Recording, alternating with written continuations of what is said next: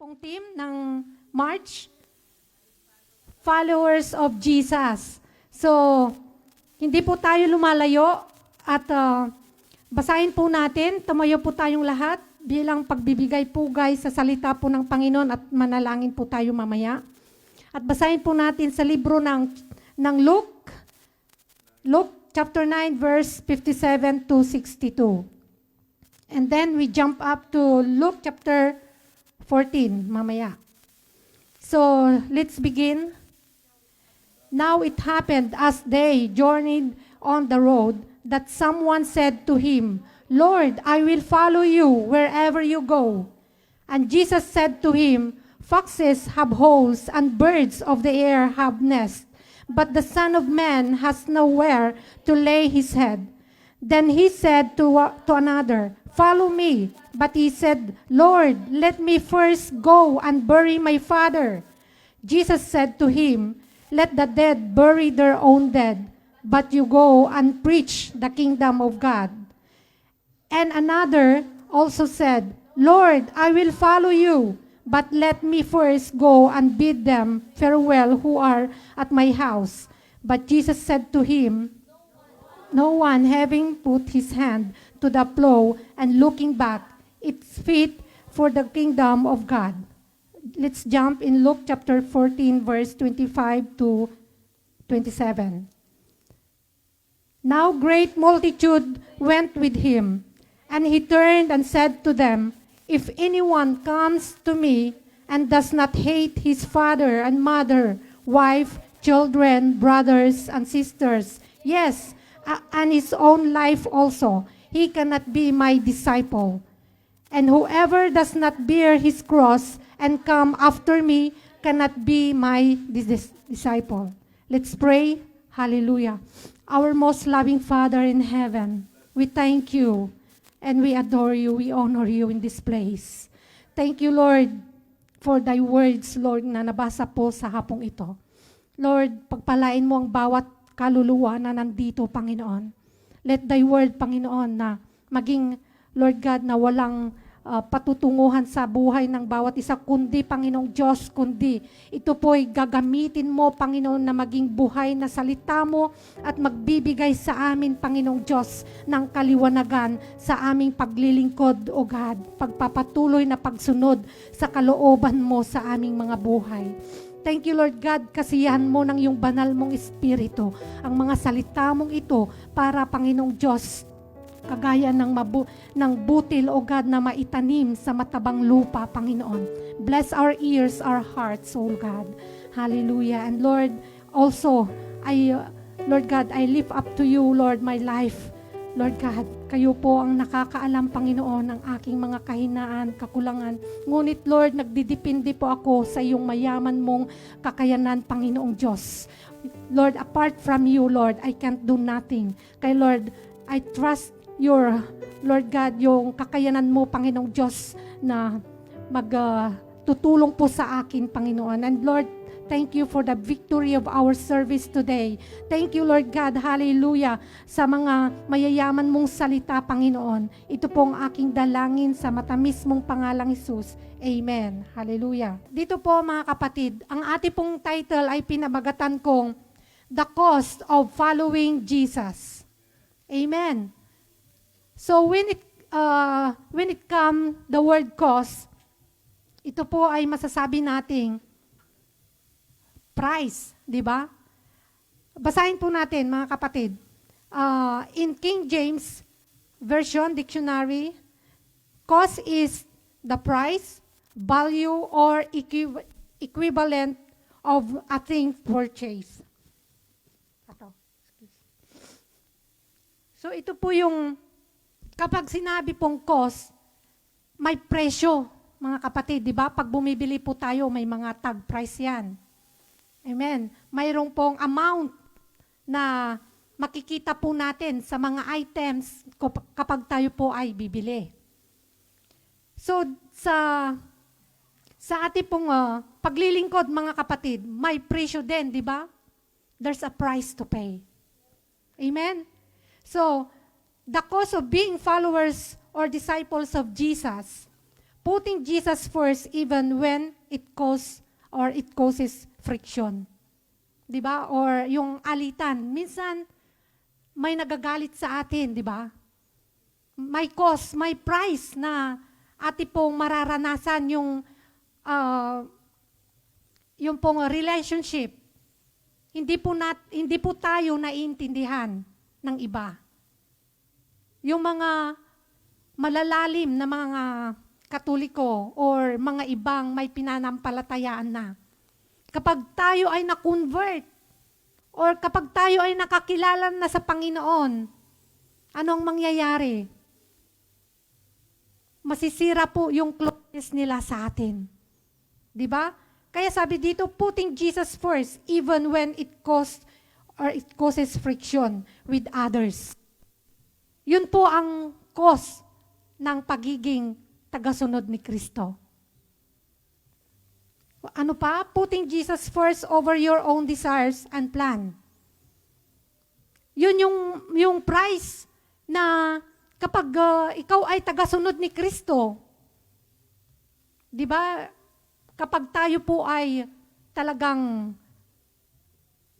tinawag ng Diyos at susundin mo ang kalooban ng Panginoon, i-deny mo ang lahat, di ba? Iiwanan mo, tatalikuran mo ang lahat. Kasi sinunod mo ang nais ng Diyos sa buhay mo. Yun yung cost. There's a cost of following Jesus. Ano pa yung sabi dito? Putting your whole life at disposal, live a life of Christ-like disciple. Yun po yung meaning po ng cost in King James Dictionary. So sa ating pong binasa mga kapatid, let's go back in our text from Luke chapter 9 verse 57. Mababasa po natin dito, the cost of following Jesus entitles this section where two believers approach Jesus to say they will follow Him. In verse 57, basahin po natin. Now it happened as they journeyed on the road that someone said to him, Lord, I will follow you wherever you go. So ang ganda po, no? Mayroong tao na lumapit kay Jesus. Sabi dito sa Tagalog, samantalang sila'y naglalakad, may isang lalaking lumapit at nagsabi kay Jesus, sasama po ako sa inyo kahit saan. Wow! Mayroon pong nagre-represent ng kanyang sarili. Parang kumbaga, yung leader po natin ng evangelism, Sister Myra. Sister Myra, sama ako sa iyong mission mo. Sasama akong mag-evangelize. Amen. Praise God. Di po ba? So dito mga kapatid, nung sinabi ng lalaking ito, lumapit sa ating Panginoong Hesus, which is good, di po ba? Maganda po yung puso niya. Nagpipresenta po siya na sasama sa mission ng ating Panginoong Hesus. At ano po ang sagot ng ating Panginoong Hesus in verse 58? And Jesus said to him, foxes have holes and birds of the air have nests, but the Son of Man has nowhere to lay his head. Ano pong ibig sabihin nito mga kapatid? Sa Tagalog, para mas maganda, malalim, sumagot si Jesus, may lungga ang mga asong gubat at may pugad ang mga ibon, ngunit anak ng tao'y walang sariling tahanan. Ang sabi po ng Panginoong Hesus, noong sinabi ng lalaking ito, Panginoon, gusto ko pong sumama sa inyo. Ang sagot po ng Panginoon, wow, welcome ka kapatid, nasasama sa akin. Naghahanap ako ng kasama ko para magmimisyon. Hindi po yun sinagot ng Panginoon, ni Jesus sa lalaking ito. Kundi ito ang sinagot niya. Di ba, mapapaisip ka, kapag for example, si pastor, magmimisyon, tapos lumapit po si Sister Myra, ito ang sinagot ni pastor. Ano yung sinasabi mo, pastor? Imbis na magpasalamat ka dahil nagpipresent po akong kasama mo, pero iba ang sinagot. Ito. Amen? Yung sinabi niya na, yung foxes and holes, nasaan na? And Jesus said, foxes have holes and birds have of the air have nests. May mga pugad ang mga ibon at may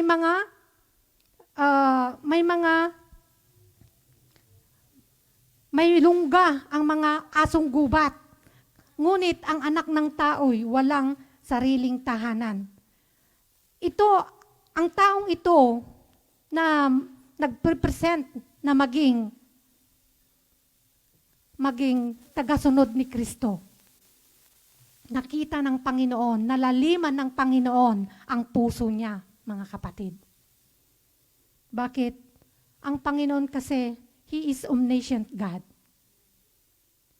Amen? Unlimited knowledge po ang ating Panginoong Hesus. Nababasa niya ang isip mo, nararamdaman niya ang puso mo, kapatid. Kaya ganun na lang ang sinagot ng Panginoon instead na i-appreciate siya. Oh, salamat sister, napakaganda ng puso mo. Dahil gusto mong maglingkod, gusto mong sumama sa anong misyon na mayroon ako. Salamat at mayroon akong kasama sa paglalakbay. Ngunit nakita ng Panginoong Hesus, mga kapatid, yung puso at isip ng taong ito. Bakit? Ano po ang ibig sabihin nito, mga kapatid? Because He knows the priorities of men. Alam niya na balang araw, amen, baka makikitaan itong taong ito. Baka sabihin ng Panginoon, naunawaan mo bang pinagsasabi mo? Naunawaan mo ba kung anong ibig sabihin ng paglilingkod? Amen. Parang ganito, mga kapatid, in Luke 14 chapter 14 verse 28 to 29. Ang sabi po dito,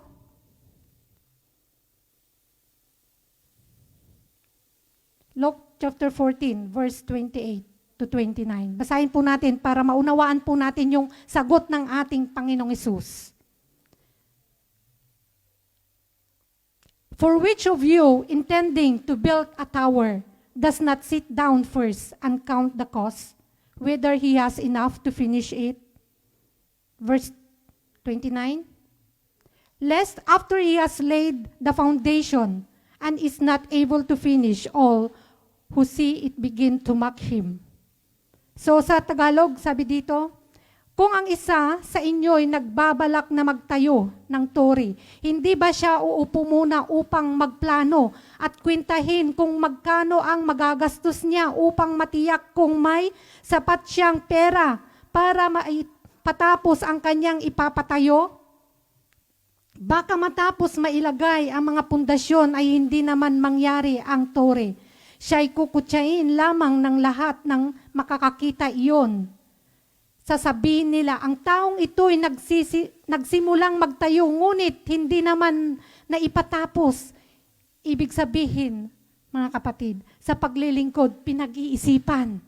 Hindi basta-basta susulong ka, tapos aatras. Amen? Maganda po yung nagdidesisyon tayo na maglingkod, susunod sa ating Panginoong Hesus. That's good. That's great decision na ibibigay po natin sa Panginoon. Pero dito, mga kapatid, sinasabi ng Panginoon, kung ang mga asong gubat may pugad at mga ibon, ngunit ang anak ng tao'y walang sariling tahanan. Ibig sabihin, mayroon po silang mga comfort zone. Kapag sila ay napagod, mayroon silang pupuntahan na magpapahinga, na sila po ay komportable. Pero ang anak ng tao na sinasabi ang ating Panginoong Hesus, amen, siya po ay talagang ang kanyang buhay ay todo paglilingkod. Kaya, ang sabing ito ng lalaki, Lord, I will follow you wherever you go. Napakagandang salita. Amen. Nagbo-volunteer mga kapatid. Pero nauunawaan mo ba ang iyong sinasabi? Mga kapatid, praise God po sa mga may pusong maglingkod sa Panginoon. Pero once po na tayo po'y sumulong na sa paglilingkod, we hope wala na po itong atrasan. Amen. Kaya ang sinabi po ng Panginoong Hesus, dito po sa ating mga tatalakayin na mga salita, it's emphasize kung ano po kahalaga yung paglilingkod sa Panginoon. The cost of following Jesus. There's a price to pay, mga kapatid. Amen. Kasama ang pagsasakripisyo, kasama ang pagtitiis, kasama ang lahat ng paghihirap, kagaya po ng ating Panginoong Hesus. Dahil kabahagi po tayo sa pinagdaanan ng ating Panginoong Hesus. We are a partakers of Christ. Yung kanya pong naranasan ay mararanasan po natin. Kaya tinanong niya or sinabi niya sa lalaki, maaring kung idadramatize natin, huwag kang padalos-dalos. Mag-isip ka. Kasi once na nag-decide kang sasama na dito, wala nang atrasan. Parang ganun, di ba? Kaya dito, yung binasa natin dito, mga kapatid, baka matapos mailagay ang mga pundasyon, hindi naman mangyari ang tore. Siya'y kukutsain lamang ng lahat ng makakakita niyon. Ibig sabihin, baka kung tayo po ay nag-decide na maglingkod, at tapos tayo po ay bumalik sa dati nating buhay, siyempre, yung naging patotoo po tayo dati, at naging pagpapala po tayo sa mga nakakakita sa atin, ang katumbas noon, kukutsain ka. Yan ba ang nabago? Yan ba ang naglilingkod? Yan ba ang nagagamit? Pero ang ibig kong pong sabihin dito, mga kapatid, magpakatatag ka dahil pinagdesisyonan mo nang maglingkod sa Panginoon. Tuloy lang, walang atrasan na. Amen. Itudo mo na, nandyan ka na lang din, itudo mo nang maglingkod sa Panginoong Diyos. Amen. Palakpakan nga po natin ang Panginoon. Amen. Praise God. Hallelujah. Naunawaan, ganun ang ating Panginoong Hesus, mga kapatid. Nakikita niya ang puso ng tao. Nababasa niya. He have unlimited knowledge. Kaya wala tayong maitatago, hindi po natin mapipiki ang Diyos. Amen. Pero hindi ko namang sinasabi na tayo na po ay perpektong tagasunod ni Kristo. Ang ibig ko pong sabihin na once na tayo po ay nasa daan na ng paglilingkod sa Panginoong Diyos, patuloy na po tayong maglingkod hanggang kunin na po ng Diyos ang ating buhay. Amen. Dahil pagpapala po ito. Amen. Hallelujah.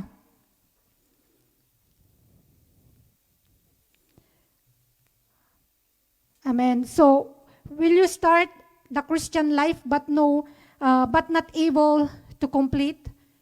Will you be found out and give up, mga kapatid? Or magpapatuloy tayo? Parang walang sumasagot. May kausap po ba ako dito? Magpapatuloy. Amen. Kasi yan po ang nais ng Panginoon. Amen. So, dito po sa mga commitments required, commitment required, mga kapatid. Jesus calls us to be devoted and obedient. Amen. Kapag tayo ay nagdesisyon, maging masunurin po lang tayo, mga kapatid. Amen. Involved, sacrifice, discomfort, and challenges. Hindi madali ang maglingkod, yes. Pero makakaya nating maglingkod sa tulong po ng ating Panginoong Diyos. Amen. Iiwan po natin. Marami tayong iiwan. You must leave behind your comfortable life if you want to follow Jesus. Amen. Amen. May kasama yan na pagpupuyat. May kasama yan na mararanasan mo ang gutom. Amen. mararanasan mo ang lamig or init. Pagtitiis, mga kapatid, kahit napakalamig, susuong ka. Kahit mainit, susuong ka. Dahil ganun ang buhay ni Kristo. Kahit saan yan napunta ng ating Panginoong Hesus. Bundok, dagat, bundok, disyerto. Yun. Doon sa mga hindi ka nais-nais na lugar, yung mga mababahong lugar, doon nga. Di ba? Yung mga nakakakita siya, nakaka-encounter siya, yung madungis, yung may mga sakit na nakakadiri. Maraming napunta ng ating Panginoong Hesus. Discomfort, ang sinasabi po mga kapatid, ganun din po tayo. Minsan yung mga nagmi-mission, amen, yung mga missionary, nararanasan po nila pumupunta sa bundok, yung pong walang enough na tubig. Marami po silang nararanasan. Ganun po ang susunod kay Kristo. Kapag sinabi ni pastor o sister, ang ruta mo ngayon doon sa Saint Denis. Oh, di ba? Hindi po tayo mamimili. Kundi hindi po tayo magrereklamo, kundi susunod po tayo. Amen. Kasi nagdesisyon kang tagasunod ni Kristo. Nagdesisyon kang disciple ni Kristo. Kaya lahat ng bagay, susunod ka na lang, kapatid, kasi ganun ang gusto ng Panginoon. Gusto mong sumama sa Panginoon, go. Pero nagdesisyon ka ba? Nasa pinagdesisyonan mo mong iyan, kapatid, ay wala nang atrasan. Kaya ito ang sinabi ng Panginoon. Hayaan mo, sabi dito na Lord, I will follow you wherever you go. At ang sagot ng ating Panginoong Hesus, ano sabi niya? May lungga ang mga asong gubat at may pugad ang mga ibon, ngunit anak ng tao'y walang sariling tahanan. Amen. Hindi po naranasan ng Panginoong Hesus ang buhay na yung komportable. Lahat po, marami po siyang paghihirap, pagtitiis hanggang wakas ng kanyang buhay. Yung pong 3 taon na pagmiministry po ng ating Panginoong Hesus, nakita po natin ang ginawa ng Panginoong Hesus. Talagang may price, may presyo siyang ginawa. Para kanino? Para sa'yo, para sa akin, mga kapatid.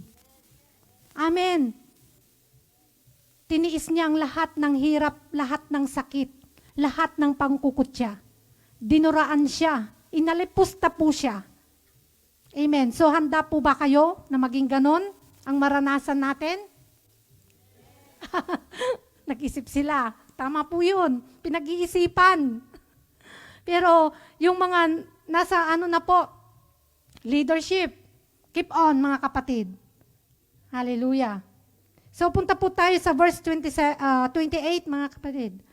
Basahin po natin verse 28 sa ating pong text.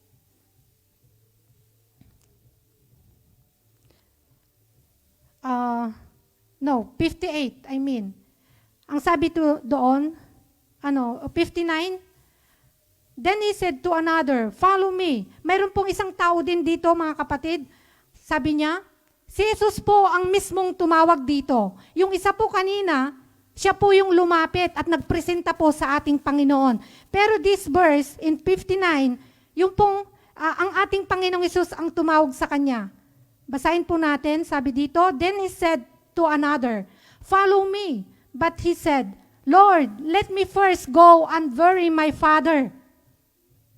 Yan po ang sagot ng lalaki. At ang sabi ng Panginoong Hesus, Jesus said to him, let the dead bury their own dead, but you go and preach the kingdom of God. Hallelujah.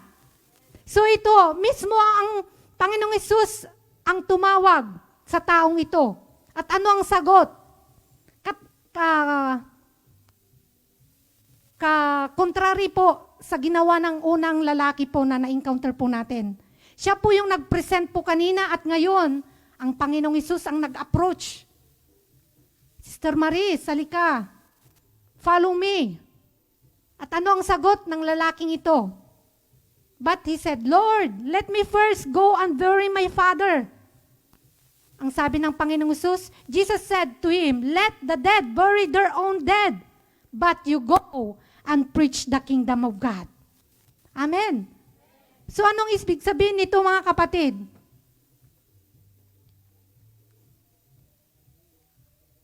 Napakatalinghaga po ang mga bagay na ito. Ano po? Kung lalaliman po natin, itong lalaking ito, hindi pa po siya handa. Tinawag na siya ng Panginoon. Sabi niya, Panginoon, uuwi po ako at ipapalibing ko po ang aking tatay dahil patay. Pero anong sagot ng Panginoon? Ano po? Sabi niya, hayaan mo na. Hayaan mo na ang patay ang maglibing sa patay. Hinahanap ko yung Tagalog. Amen. So, nasusundan niyo po, mga kapatid?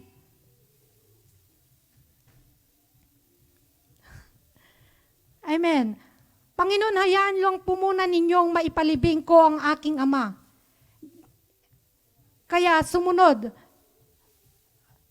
Jesus calls us to be devoted and obedient to Him, understanding that being His disciple may involve sacrifice. Amen? At yun mga kapatid, ang Panginoong Hesus, sabi niya na, hindi pwede. Hindi pwedeng babalik ka. Kung ikaw ay tatawagin ng Panginoon, kailangan isurrender mo lahat. Kailangan, kung ano yung naiwan mo, hindi ka na pwedeng babalik doon. Amen. Tuloy-tuloy ka na lang, susulong ka na lang. Kasi hindi pwedeng babalikan mo pa yung past mo. Ito po ang ibig sabihin, mga kapatid. Amen. Pero parang contrary naman ito, mga kapatid, itong verse na ito sa mga commandments ng Panginoon. Yung sabi dito na yung let the dead bury their dead. Itong sinabi ng Panginoong Hesus, parang sinasabi niya sa lalaking ito na parang walang pag-honor sa kanyang tatay kasi hindi na niya hahayaan na babalik para ipakita yung pagdadalamhati ba or paglilibing sa pagpanaw ng kanyang ama. Parang yung pong commandment, yung utos ng Panginoon, contrary, di po ba doon sa honor thy father and mother. Doon po sa Exodus, amen? Sa 10 Commandments, na honor thy father and mother. At dito sa sinasabi ng Panginoong Hesus na hindi siya pumapayag na babalik muna siya at after that, siya po ay susunod sasama sa ating Panginoong Hesus. Amen. Parang contrary, ano po? At doon po sa Ephesians chapter 6 verse 2, nang sabi po doon, honor your father and mother, which is the first commandment, which with a promise that it may be well with thee, and thou mayest live long life on earth. So, contrary. Doon sa pagpapakita na hindi po paggalang sa magulang. Dahil hindi po pinapayagan ng Panginoong Hesus itong lalaking ito. Amen. But Jesus required the commitment and priorities. Ito po ang nais ng Panginoon, mga kapatid. Maaring kapag bumalik pa itong lalaking ito, may tendency na magbago na yung kanyang desisyon at hindi na siya makabalik. Amen. At ganun din minsan, di ba, ang kaaway, na kapag nakapagdidesisyon na ang tao na maglingkod sa Panginoon, ang kaaway, mayroon siyang mga hindrance, mga distraction para magbago yung isip mo na maglingkod. Di ba? Kaya, ang istoryang ito, mga kapatid, ang sinabi ni Jesus ay kapag tinawag ka ng Panginoon, handa ka bang susunod agad? Handa ka bang iiwan ang mga mahalagang bagay sa iyong buhay? Amen. Ang sabi nga dito sa binasa po natin kanina, amen, na kung sino man, if anyone comes to me and does not hate his father and mother, talagang mabigat po, di po ba? Mabigat. Wife and children, brothers and sisters, yes, and his own life also. Maging ang iyong sarili, does not bear his cross and come after me, cannot be my disciple.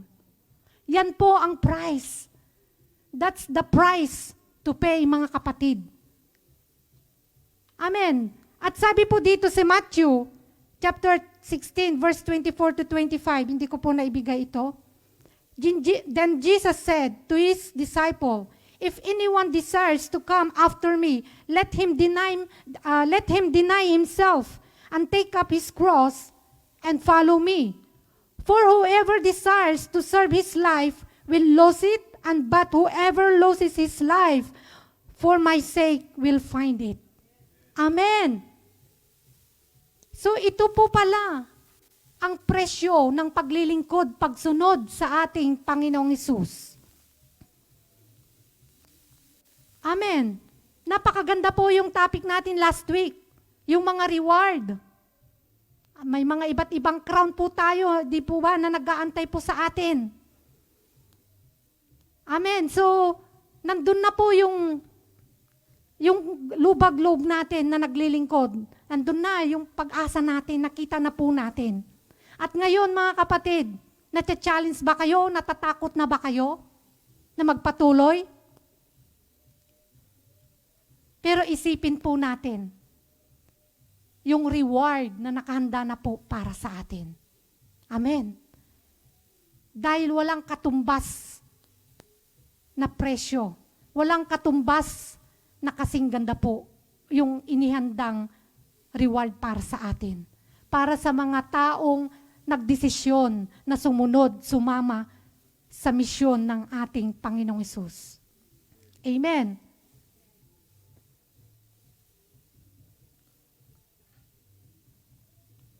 Mabigat po ang salita ng Panginoon at sinasabi nga po na itong salitang ito, itong message na ito, hindi daw ito yung pang-evangelist message. Hindi daw ito yung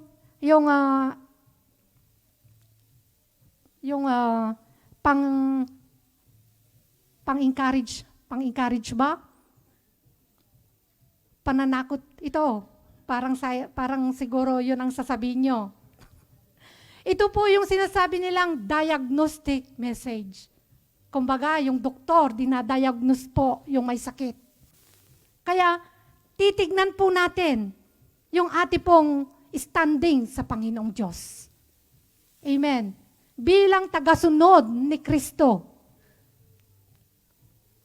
So, basahin po natin dito sa mga susunod na verse 61. And another also said, Lord, I will follow you, but let me first go and bid them farewell who are at my house. But Jesus said to him, no one having put his hand to the plow and looking back is fit for the kingdom of God. Ayan mga kapatid, doon sa verse 60 up to 62. Or 61 up to 62.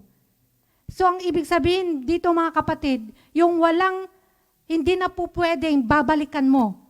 Yung hindi ka pwedeng naglilingkod na sa Panginoong Diyos at yung dati mo pang ginagawa ay ginagawa mo pa rin.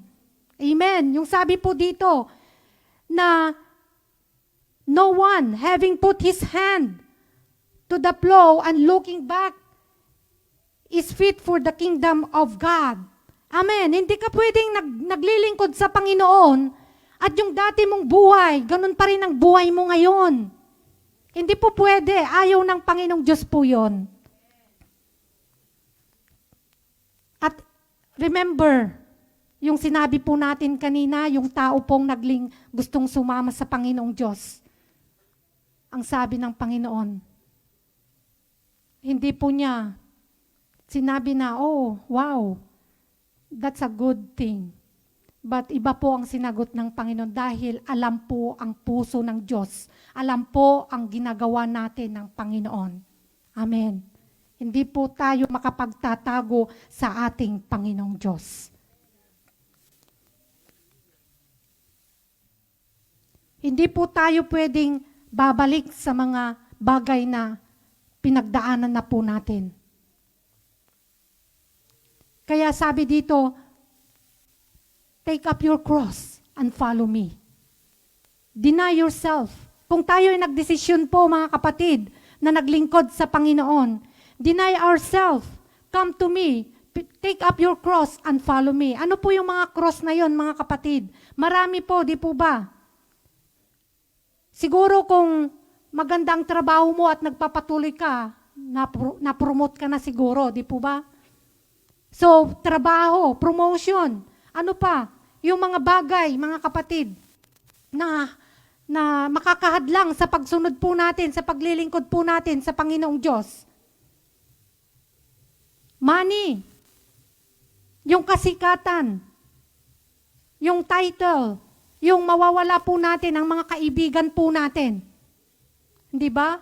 Maraming mga lumalayo na sa iyo kasi ikinumit mo na ang buhay mo sa Panginoong Diyos. Mawawala mo ang mga kaibigan mo. Ang pamilya mo. Ano ba yung nasalian mong relihiyon? Parang gano'n, di ba? Yung mawawala, yung pleasure, yung kayamanan. Mayroong istorya po na hindi ko lang po naibigay po yung picture. Meron pong isa pong anak ng businessman na siya po yung heir, magmamana sa lahat ng pagmamay-ari ng kanyang tatay. At itong missionary na ito ay nakapag-decide siyang maglingkod sa Panginoon. At wala pong ibang magmamana ito, kundi siya po lamang sa mga ari-arian ng kanyang tatay. At napakalaki po, bilyon ang kanyang mamanahin dahil sila po yung may-ari ng mga iba't ibang business po sa Amerika. At nagdesisyon siya, itong lalaking ito, itong missionaryng ito, na kahit gaano kalaki ang maibibigay sa kanya, hindi niya ipagpapalit ang panawagan ng Panginoon sa kanyang buhay. Nag-decide po siyang mag-aral po sa Bible school at tinalikuran po niya yung offer na yon. So ipinagpalit po niya yung buhay na mayaman sa buhay na tagapaglingkod lang kay Kristo sa Panginoon. Na walang sweldo, kumbaga, yung tumatanggap lang ng love gift. Pero alam niyo po ba, nung itong missionary na ito, nakalimutan kong itinik note yung pangalan po niya, pero nabasa ko po ito. Nag-travel po siya, pumunta po ng Egypt, at nagbahagi po siya doon ng salita ng Panginoon. At after 2 months, siya po ay nagkasakit at namatay po doon. At mayroon po siyang isinulat, mga kapatid, na ang sabi po niya doon, no regret. Dahil naranasan po niya, mga kapatid, yung pong galak sa puso niya, na kung ano yung gusto, nais ng Panginoon sa buhay niya, mga kapatid, ay sinunod po niya. Yung galak, mga kapatid, na galing sa Panginoon, yung saya na maraming kaluluwa ang naligtas, walang hihigit doon para sa kanya. Dahil nakita niya, mas valuable pa yung mga kaluluwang naligtas kaysa bilyon na ipamamana po ng kanyang tatay. Kaya makikita po natin yung halaga po ng panawagan ng Panginoong Hesus, Panginoong Diyos. There's a price to pay. Na kahit buhay po niya ay kapalit, okay lang po yun. Dahil sinunod lang po niya ang nais ng Panginoong Diyos sa kanyang buhay. Amen. Maging ganun po tayo, di ba? Mayroon po yung mga lingkod ng mga Panginoon, ng Panginoong Diyos. Amen. Sorry. May mga lingkod po ng Panginoong Diyos na nararanasan din po ito. For example po, example ko lang po, ang ate pong nanay sa spiritual, si Mami Vanji. Ang nanay na ito, ay grabe po yung pagpapalang mayroon sa kanya. Paint house, mayroon po siya. Mga diamonds, gold. Ganyan po siya pinagpala. Mayroon kayamanan sa mundo. Pero nung nakilala po niya ang Panginoong Hesus, si Mami Banji, lahat po yun, iniwan niya. At wala siyang dinala, mga kapatid. Dahil nasumpungan niya ang pag-ibig ng Panginoong Hesus. Lahat yun, yung ibinigay sa kanya na paint house, libre yun. Di ba? Ang yaman na sana. At mga diamonds, mga gold. Pero hindi po niya tinignan yung halaga, mga kapatid. Dahil in love po siya sa Panginoong Hesus. Sinunod po niya yung panawagan ng Panginoong Hesus sa kanyang buhay. Wala siyang dinala. At yung pong nanay, na spiritual mother din po ni Mami Banji na natagpuan po siya, ay wala siyang lahat dinala, wala po. Kundi, ang ginawa po noon, kahit ng mga damit, wala po siyang kinuha. Kundi, ang ginawa po yung nanay na yon, ay yung missionary po na yon, ay ibinilan po siya ng kanyang magagamit. Mga underwear, damit, pantalon, lahat po bago. Lahat yung kanyang mga damit, mga gamit, iniwan po. Ganon po niya naranasan ang pag-ibig ng Panginoon. Hallelujah. Kaya palakpakan po natin ang Panginoong Hesus na mayroon pong mga lingkod ng Diyos. Amen. Na ginagawa po yung kalooban, tinatanggap yung kalooban ng Diyos sa kanilang mga buhay. Amen. Buti po ang Panginoon. Kaya hindi po natin pwedeng sasabihin na ayaw ko kung naranasan po natin. Itong lalaki na nakita po natin nung tinawag po siya ng Panginoon, hindi pa siya handa. Maaring hindi pa niya naranasan ang buhay. Yung relasyon, yung hipo ng Panginoon sa kanyang buhay. Kaya, hindi pa niya nauunawaan. Kasi, pag tinawag po tayo ng Panginoon, now is the time. Amen. Hindi po na natin ipagpaliban pa. Kasi ayaw ng Panginoon na ma-miss po natin yung pagpapala. Amen. Kasi, hindi po natin hawak ang buhay. Maaring bukas, hindi na po natin alam ang mangyayari kung ma-extend pa yung buhay ng bawat isa. Amen. Kaya kung ano po yung nararamdaman natin, kung ano po yung sinasabi ng Panginoong Hesus sa ating mga buhay, pagdesisyonan na po natin. Dahil hindi po ito kawalan, mga kapatid. Amen. Kaya salamat sa mga message ng Panginoon na pinapag-aralan po natin para mayroon po tayong mga katuruan na mapagbabasihan po sa mga desisyon po natin. Amen. Hallelujah. Jesus is preparing you for discipleship. Jesus is working in these verses to help you to prepare. Kung ikaw ay tagasunod ni Kristo, maaring ikaw ay inihanda rin ng Diyos para sa iba. Amen. Sa mga iba po dito, ina-appreciate po namin ang inyong mga buhay, mga kapatid. Amen. Dahil nakikita po namin yung sakripisyo nyo. Ang paglilingkod ng Panginoon, sinasabi po natin, there's a price to pay. Amen. Ang mga pastor po, nararanasan yan, kulang sa tulog, nag-aaral para, sabi nga,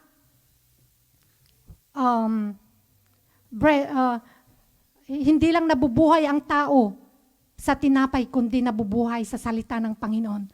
Kaya ang mga lingkod ng Diyos, nag-aaral yan para may maibahagi sa kanilang mga pinapastulan. At yung ano po yung price doon, mga kapatid?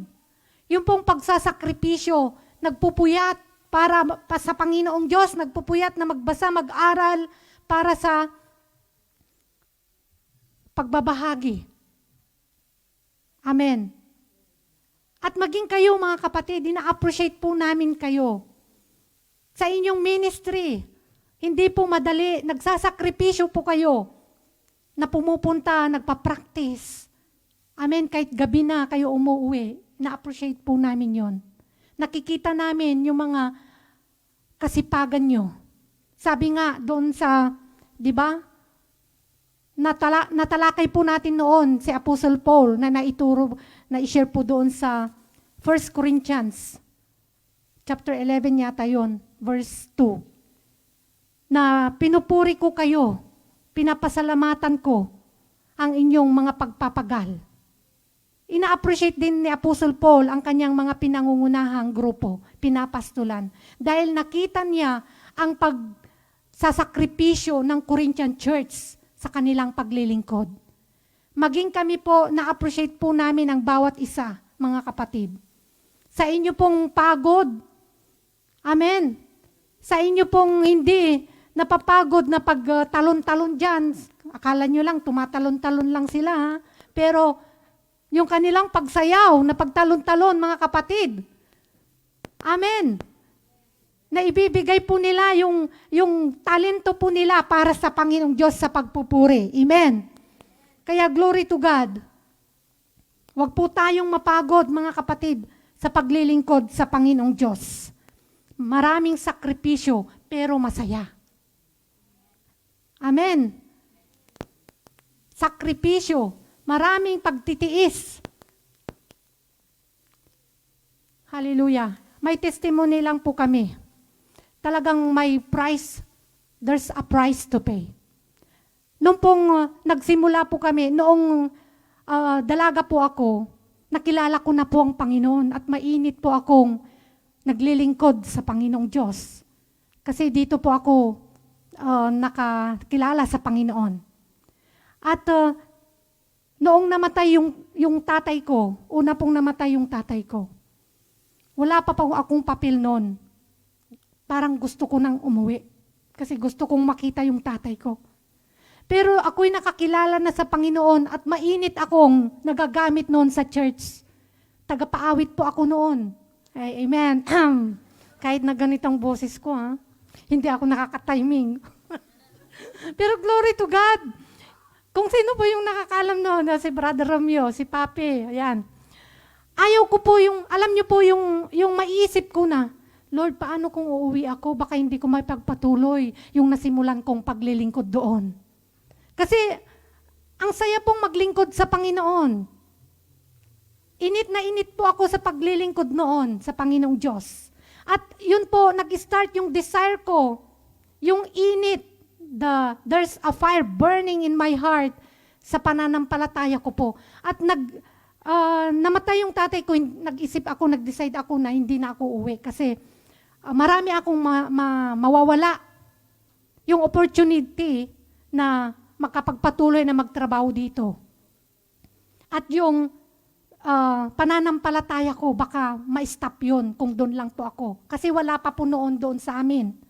At yung salamat sa comfort ng Panginoon na kahit hindi ko man nakita yung tatay ko, inaliw po ako ng Panginoon. Pinalakas po ako ng Panginoong Diyos. At nag-desire po ako, mga kapatid, yung pamilya ko na sila'y maligtas. Nag-desire po ako, yun yung prayer ko. Mula nauna nang namatay yung tatay ko, nakatanggap po siya sa Panginoon. Through prayer po, pinanalangin ko po siya at nakatanggap po siya. At napakasaya ko, mga kapatid.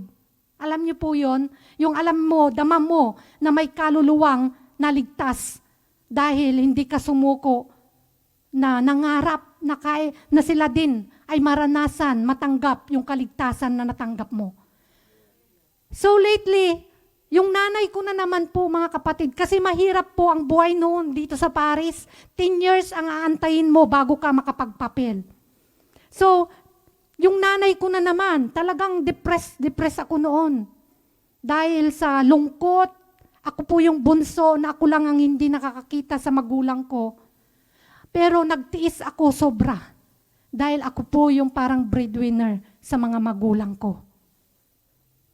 Hindi ko po yun pinagsisihan. Masaya po ako na naipakita ko yung sakripisyo ko na yung pong mga magulang ko ay naibigay ko po yung tustos, pagmamahal, suporta sa kanila. Pero masakit po dahil sila pong dalawa, hindi ko po sila nakita. Nandun yung price to pay. But I love God. Masaya akong naglilingkod po dito. At habang buhay pa yung nanay ko, yung prayer ko po na, Lord, buksan mo ang kaharian mo doon sa amin. Na magkaroon sana ng iglesia sa amin. Yun po yung panalangin ko at matagal pong taon yun, mga kapatid. At nangyari po, at yun, mga kapatid, nagkaroon po ng iglesia sa amin. At marami pong presyo na amin pong binayaran. Marami pong presyo na tinanggap po namin. Na mula noong tinawag po kami ng Panginoon, ako, na hinahanda na po pala ng Panginoong Diyos yung mangyayari na yung nung dalaga pa ako, nag-start po yung ibanghilyo po sa aming lugar, sa aming baryo, hanggang po nung mag-asawa po ako.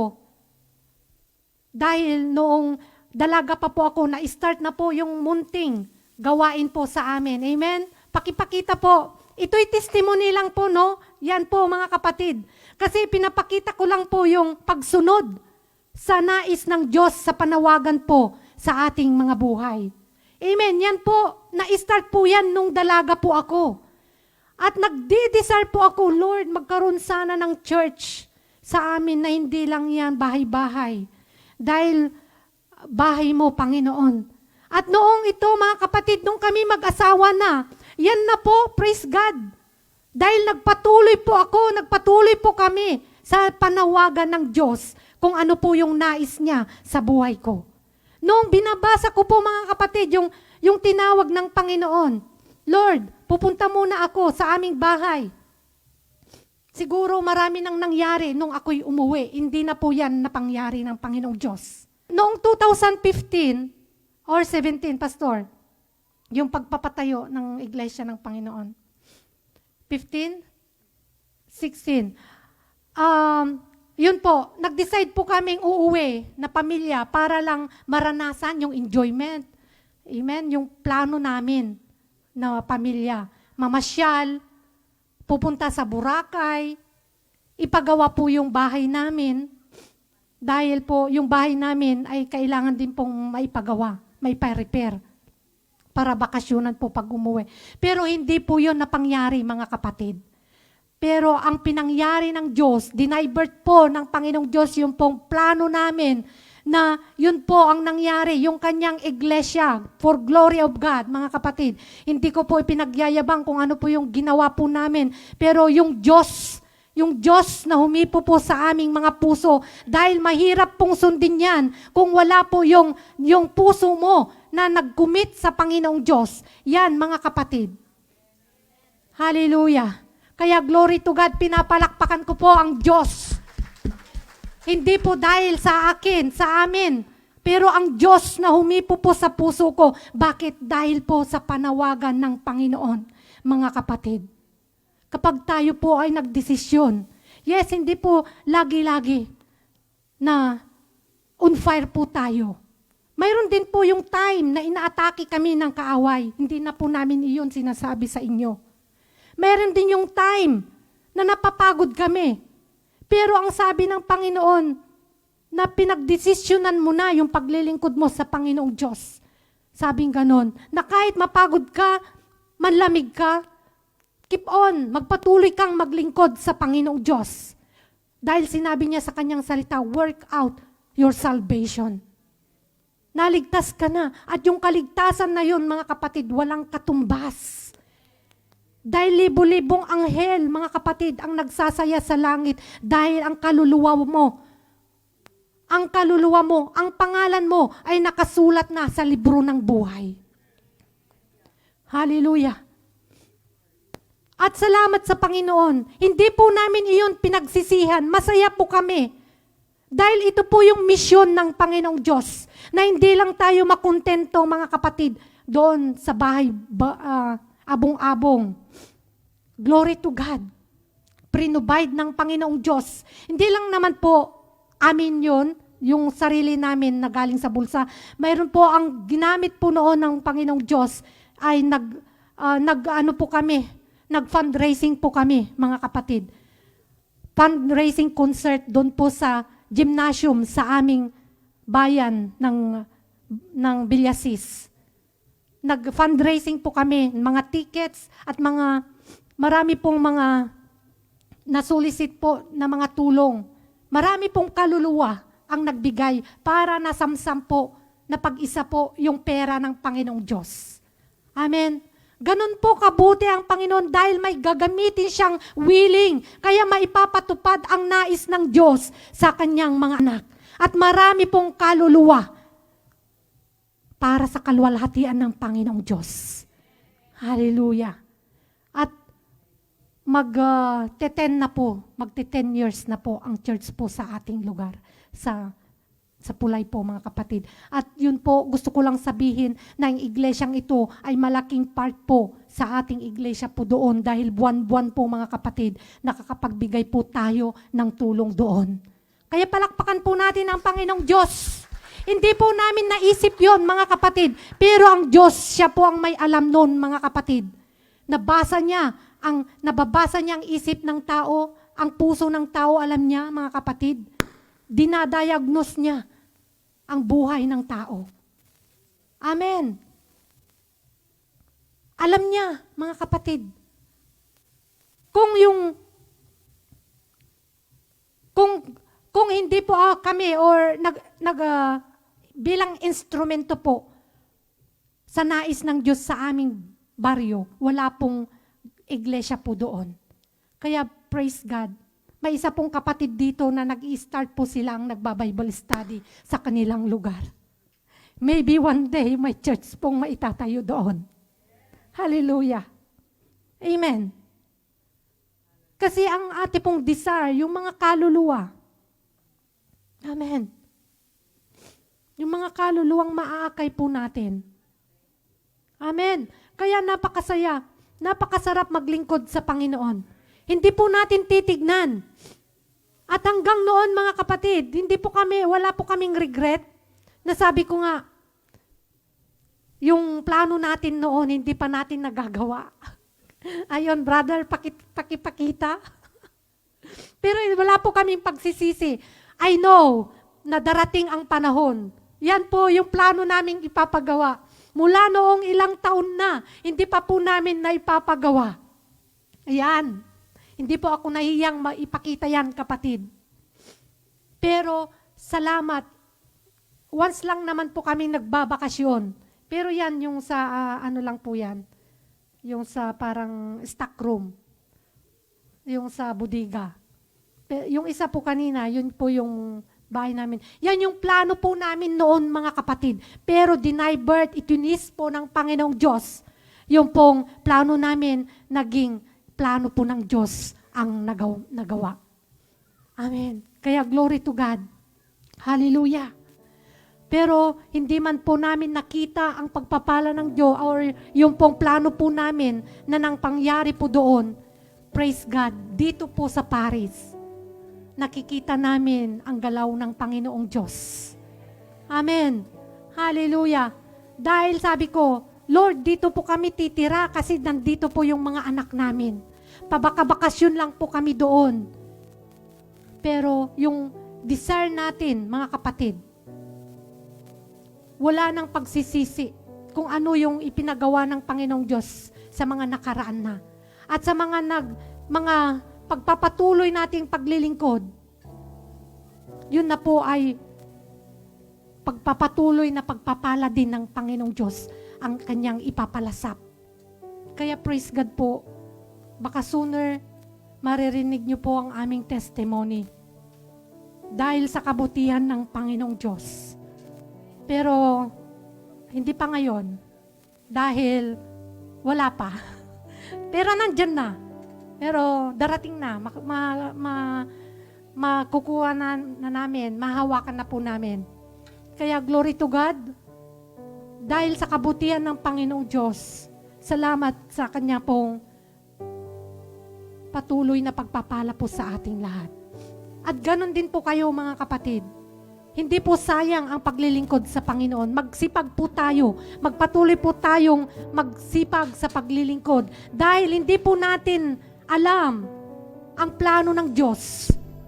Mayroon pong inihandang maganda ang Panginoon para sa ating lahat. Amen. Kaya, salamat sa Panginoon. Salamat sa lingkod ng Panginoong Diyos din. Hallelujah. Pasalamatan natin ang mga leaders ng Panginoong Diyos. Diba? There's a price to pay. Na-appreciate po ba natin yung mga leaders na ginagamit ng Panginoong Diyos para tayo rin po ay ma-encourage, lumago, matuto? Diba? Mayroon pong mga taong sumusunod, tumutugon sa nais ng Panginoon sa kanilang mga buhay. Ina-appreciate po namin mga leaders dito sa iglesia. Hindi na po namin kayo isa-isahin mga kapatid. Pero kagaya ni Apostle Paul sa Corinthian Church, pinapasalamatan niya ang kanyang mga pinamumunuan. Ina-appreciate po niya. Gayon din po kami. Magpatuloy po tayo na sundin, gawin ang kalooban ng Panginoong Diyos. Kapag tinawag po tayo ng Panginoon, go. Amen. Hindi po tayo pababayaan ng Panginoon. Hindi ka iiwan ng Panginoon, kapatid. Amen. Kaya, glory to God, tumayo po tayong lahat. Hallelujah. Salamat, Panginoon.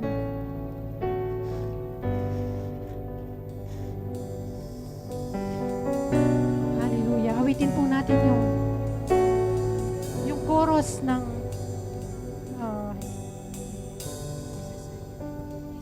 Jesus, I believe. Jesus, I believe in you. Jesus, I belong. Jesus, I belong to you. You're the reason. You're the reason that I live, the reason that I sing. Jesus, I believe in you. Jesus, I belong to you. You're the reason that I live, the reason that I sing. With all I am. I walk with you. Awitin nga namin. Hallelujah.